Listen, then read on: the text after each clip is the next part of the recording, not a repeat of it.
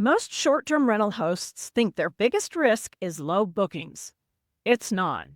The real risk is something you don't see until it's already hurting your income, and almost every host is exposed to it. And no, this isn't a fear video, it's a clarity video. If you're a short term rental host and you're getting bookings right now, this video is especially for you. Because the hosts who are the most at risk usually don't feel like anything is wrong. Your calendar is filling, your reviews are solid, and on the surface, everything looks fine.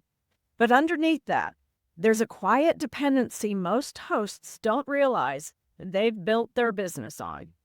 When most hosts think about risk, they think about things like seasonality, competition, or pricing. Very few think about control. Control over who finds you, control over how guests book, control over what happens if the rules change again. And the truth is, if the majority of your bookings come from one platform, you don't really own your business. You're borrowing access to it. That doesn't make you careless. It makes you normal. Here's the part I want you to hear clearly. Relying on booking platforms isn't wrong. They're powerful. They can fill calendars. And for many hosts, they're how everything started. The problem isn't using platforms. The problem is depending on them without a backup plan.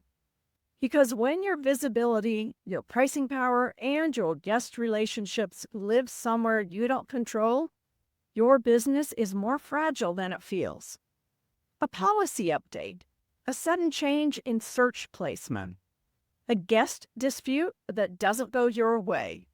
None of these things mean you did anything wrong, but they can still impact your income overnight. And most hosts don't see this as a risk until they experience it. The most stable hosts I work with don't panic about platforms. They don't fight them. And they definitely don't rely on just one channel. They build layers.